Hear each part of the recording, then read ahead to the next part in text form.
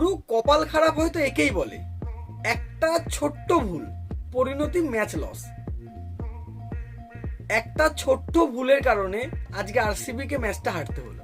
Short যদি আজকে run আউটটা না হতো তাহলে হয়তো ম্যাচের রেজাল্ট আজকে আলাদা হতে পারতো। 3 নম্বর ওভারে যখন স্টার্ক বল করতে আসে, 1 ওভারে 30 রান, 1 ওভারে 30 রান মানে 4 ওভারে 61 রান আরসিবির। প্রথম পাওয়ার প্লের 2 ওভার বাকি থাকতেও 4 ওভারে 61 রান আরসিবির।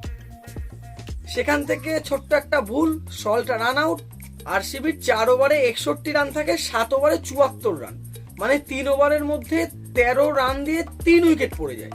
ওখান থেকেই ম্যাচের পাশা পুরোপুরিভাবে পাল্টে যায়। ভাই 4 ওভারে যখন 61 রান আরসিবির, ভেবে নিয়েছিলাম যে আরসিবি কিছু একটা রেকর্ড আজকে করবে, কিন্তু রেকর্ডটা যে এরকম করে হবে সেটা ভাবতে পারিনি। সল্টের 37, বিরাট কোহলির 22, ক্যাপ্টেন রজত পাটিদারের 25, শেষে টিম ডেভিডের 37। যেখানে আরসিবি স্কোর 200 প্লাস হওয়ার কথা, যেখানে আরসিবি স্কোর 200 প্লাস হওয়ার কথা, সেখানে মাত্র 163 রান করে। কথায় আছে অভাগা যেদিকে যায় সাগর শুকিয়ে যায়। তো আজকে সেই অবস্থা হয়েছে আরসিবি। দ্বিতীয় ইনিংসে দিল্লি ব্যাটে নেমে 58 রানের মধ্যে 4 উইকেট পড়ে যায় 9 ওভারে। এখান থেকেও আরসিবি ম্যাচ জিতে যায়। কেএল রাহুল আর স্টাফ 111 রানের পার্টনারশিপ করে মাত্র 55 বলে। 13 বল বাকি থাকতে আরামসে দিল্লি ম্যাচ জিতে যায়। লাগাতার পরপর 4টে জিত দিল্লির।